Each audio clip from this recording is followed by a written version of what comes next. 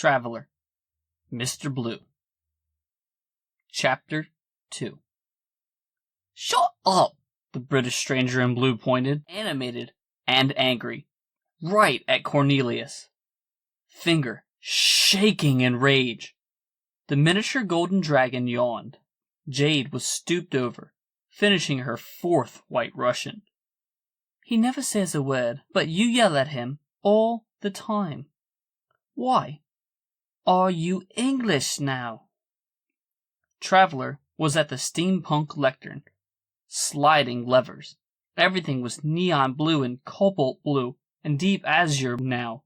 He has a man crush on the doctor, I think, Purge announced. Do I bloody hell look like him? I think not, he defended. Jade laughed. No, seriously, chicks dig accents. Both you lot, shut it! Traveler threw his hands in the air. Where to? Jade rubbed her eyes. Purge isn't strong enough yet to take off. Valentine has control of the temporal nexus point Earth. Is that right? Do chicks dig accents? Really? Came an almost cartoonish-sounding British traveler. Jade yawned, pressed the button on the cerulean console. I don't know. Stop bothering me. A green holographic view screen appeared overhead. Jade typed a few things, slid some images around. On screen was the Earth. Still in gray, bleak, Valentine, shades of existence. Armies were approaching. Jade cringed. She had been in battle, or around battle, for the last several hours straight. She wasn't looking for more. Traveler slid next to her. He has more of them coming. They know something's wrong. What can we do? You can't take them all on, dude. Jade couldn't hide the fear or exhaustion in her voice. She knew her own power would return in time. She was certain of that. But she had no idea how long. She just couldn't seem to get a chance to... That's where you're wrong, dude. Traveler grinned at her. His eyes were actually frightening to Jade in that moment. She thought again. Perhaps it was just that she was so tired, and he was always pulsing with infinite energy, waiting to be released. He typed furiously on the new blue console, muttering to himself about stepping outside and Kane locking onto his location, tracking the signal back to Valentine's Sidrat. Traveler then did something which completely confused and surprised Jade. He gripped her, wrapped his arms around her tightly, squeezed, kissed her forehead. All very genuine. All very heartfelt. Why? She took a step from him, somewhat dumbfounded. Sit this one out, love. He winked at her. I'm going to pop out and beat Valentine's ass to within an inch of his life. The stranger in blue smiled like a shark as he pressed the button. Purge made a strange, exotic mechanical sound overhead, then commented. Are you for real with this shit? Capaz ilo nectes orc traveler. Jade shook her head. She was stunned as she grabbed a big bag of popcorn. Traveler looked up. Yes, shields down, safe as houses. You're just showing off. You know that. You're an idiot. Purge condemned the stranger in blue. Wrong. I am a Time Lord. He stole a piece of Jade's popcorn and deftly caught it in his mouth, after tossing it in the air and, in the meantime, removing his coat. He smacked noisily as he loosed his tie and rolled up his sleeves. He peered over at Jade. You should stay inside. This is going to be ugly. No, I don't think so. Jade grabbed her popcorn and followed Traveler to the entry wall of the column. He looked around worriedly for a moment. What you need, Skippy? The stranger in blue was searching his pockets. I had a watch. Kane destroyed it. Broke your arm. Damn near killed you. As did Valentine. Ringing any bells?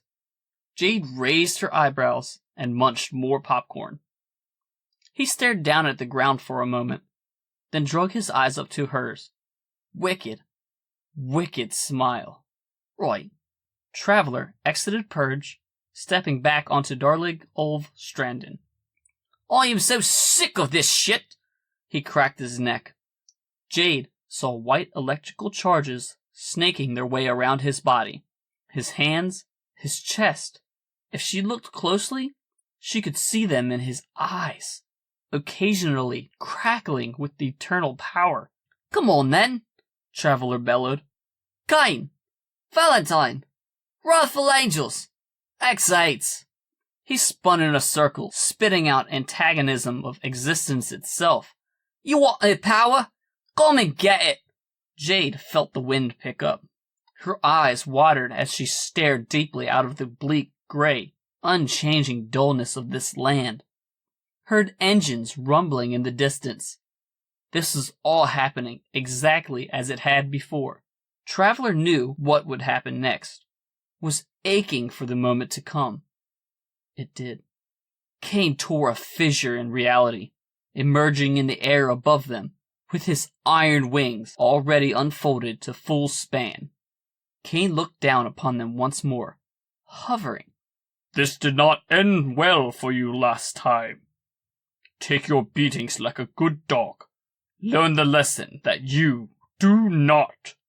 A sphere of white nuclear energy exploded in his face. The Lord of Wrathful Angels was not damaged, but interrupted and distracted. His hover became erratic, and another electric bolt from Traveler sent him spiraling to the wet sand. Traveler shot the fissure in reality, drug it down to the ground. He walked to Cain, who had quickly recovered. Cain let loose immensely powerful blows in rapid succession to Traveler's face. Traveler absorbed the impact and returned to his almost bored expression to stare right back at Cain. Cain was perplexed, almost afraid. This was not going his way at all. He punched and jabbed repeatedly, grunting and straining with the effort of hitting the Time Lord in the head. Traveler was not affected at all. He seemed to be enjoying Cain's struggle in vain. Clearly winded, Cain looked at the man in blue. How could you have done this? Not even Valentine! Traveler grabbed Cain by the throat, lifting him in the air. Yes, we're going to see him. Cain gripped Traveler's wrist, struggling against the hand that was impossibly strong, unstoppable, choking him. Cain's iron wings jaggedly sliced and shredded Traveler in the chest and stomach, tearing his cobalt suit. Every wound and abrasion was instantly fixed in a flurry of bright white light. One of the wings sliced off Traveler's opposite arm at the elbow. Jade gasped as she leaned against Purge, watching. Traveler's arm grew back instantly. Holy shit! I know, right? The time machine echoed from inside. And this is going to last how long? My guess, around the next 30 hours. Jade ate a last bite of popcorn and followed Traveler, who was dragging the Wrathful Angel prototype through the fissure in reality. They emerged, sure enough, right on top of the Citadel, inside Valentine's Sidrat. I enjoy the element of immense surprise, Traveler announced. Valentine instantly turned his fist into a ball of flame. Did you? He looked closely at the Traveler. Oh no! His head dropped. You didn't! Traveler raised Cain over his head, then violently slammed him down to his knee, snapping his spine, his iron spine. Cain shrieked and wailed. Traveler flung him into Valentine before Valentine could get a shot off. The pair tumbled into Valentine's giant tapestry.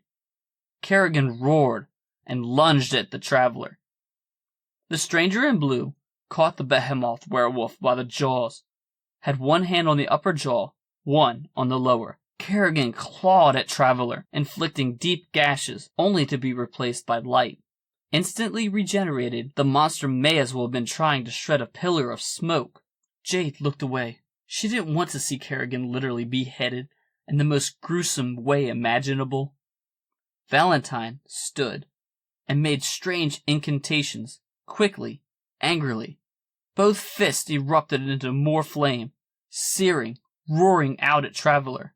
The stranger in blue walked through the stream of pure fire, unfazed. He channeled his energy into his left fist and connected with a devastating hook, shattering Valentine's jaw. Jade winced. Valentine was almost unconscious. Traveler was attempting another strike when Kane, in a last effort, sliced again at Traveler. Iron wings, powerful and sharp. Traveler stepped away casually, as if waiting for the attack for half an hour. Traveler kicked Kane in the face, spinning him to the floor. Traveler placed a foot firmly on Kane's shattered back. He gripped both wings and tore them from the angel, and then threw them through the plate glass window. It exploded out in shards, sending Kane plummeting down onto the concrete, far below. He screamed all the way down. Up in Valentine's Sidrat, Traveler looked up at the bizarre metal wings and shrugged, tossing them away. He walked over to Valentine and crouched down beside him. "So, who are you supposed to be then? Temporal wizard?" Traveler placed a hand on Valentine's neck. There was a charge. Valentine convulsed, unwittingly gargling in pain.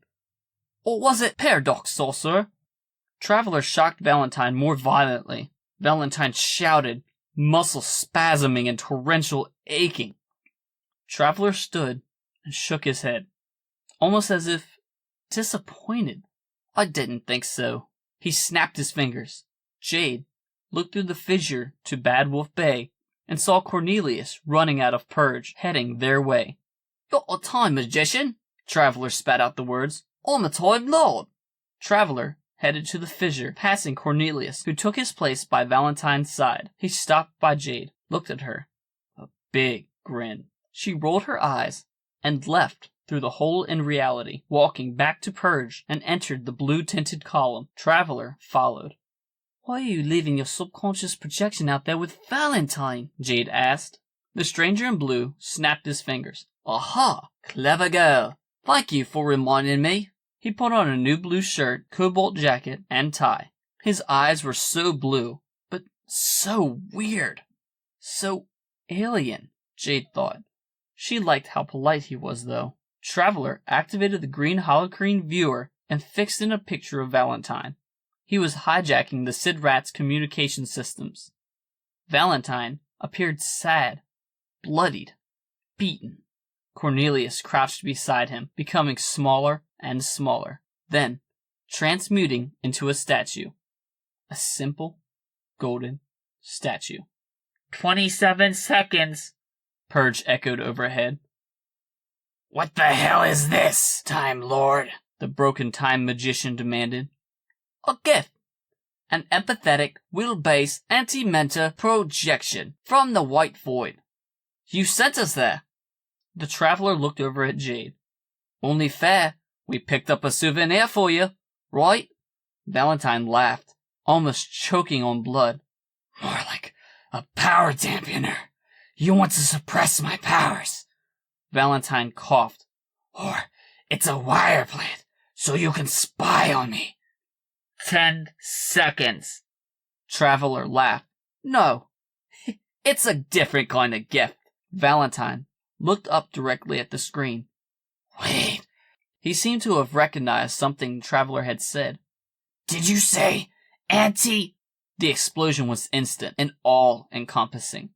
Purge dematerialized as the room Valentine laid in was instantly vaporized, and the building he was in and the planet he was on almost instantly vaporized, followed by an explosive blast of antimatter energy, enough to take out the rest of the nearby planets. Jade watched Earth, Mars, Venus, and the rest become dust. Even the sun. The entire solar system was gone. Jade's jaw dropped. She blinked, unable to really process what she had just seen. Everything had blown the hell up. An explosion the likes of which she had never seen. She stood in purge and watched as her entire solar system was wiped out. Jade slowly, hatefully, slid her leering gaze to Traveler. After several awkward moments of avoiding Jade's gaze, Mr. Blue smiled nervously at her and rubbed the back of his neck. I can fix it?